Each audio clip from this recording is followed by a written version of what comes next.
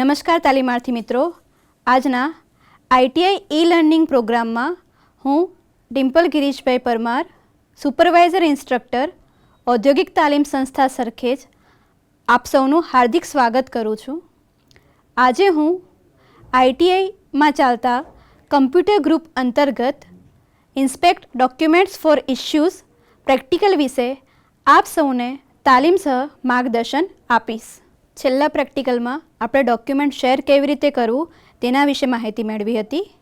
આ document share કરતાં પહેલાં તેમાં કોઈપણ જાતની ભૂલ રહે છે કે નહીં તે ચેક કરવા માટે આજે આપણે કયા ઓપ્શનનો ઉપયોગ થાય છે તેના વિશે માહિતી મેળવીશું. આપણા આ વર્ડ ડોક્યુમેન્ટની અંદર કોઈ ભૂલ છે કે કેમ તે આપણે ચકાસવું હોય તો ફાઇલ મેનુમાં ઇન્ફોર્મેશનની અંદર ચેક ફોર ઇશ્યુઝ છે, જેમાં આપણે ઇન્સ્પેક્ટ ડોક્યુમેન્ટ જોઈએ છે. ઇન્સ્પેક્ટ ડોક્યુમેન્ટ ઉપર ક્લિક કરતાં અહીં અલગ અલગ ઓપ્શન્સ આપેલા છે, જેમ કે comments, revision, task pane, macros, form. આ અલગ અલગ ઓપ્શનમાં જો કોઈ ભૂલ હશે તો આપણે એને ઇન્સ્પેક્ટ કરીશું તો ડોક્યુમેન્ટ્સ એ દરેક ભૂલ આપણને બતાવશે.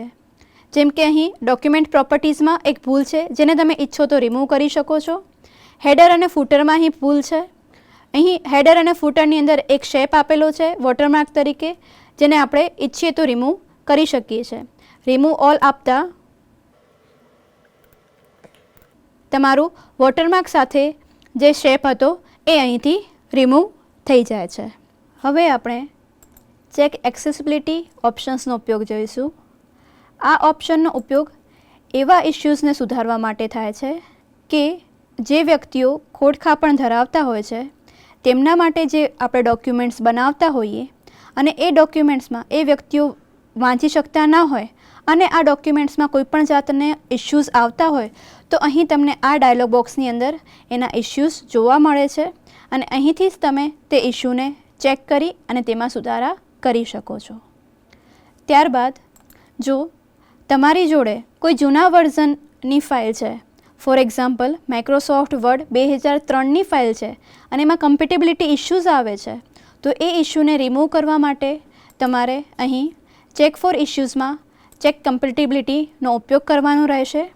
તેમાં તમારું જે વર્ઝન હોય છે એ વર્ઝન સિલેક્ટ કરવાનું રહેશે અને જે ઇશ્યુ આવે છે અહીં તમને સમરીમાં જોવા મળશે અને આ સમરીમાંથી તમને બાજુમાં હેલ્પ પણ જોવા મળશે. એ હેલ્પની મદદથી તમે તમારા આ ઇશ્યુઝને રિમૂવ કરી શકો છો. આજે આપણે inspect document, check accessibility, check compatibility આ 3 ઓપ્શનની મદદથી ડોક્યુમેન્ટમાં કોઈ ઇશ્યુ છે કે કેમ તે જોયું અને તેને કેવી રીતે રિમૂવ કરવા તેના વિશેની સંપૂર્ણ માહિતી આપને મળી હશે તેવી આશા રાખું છું. આભાર.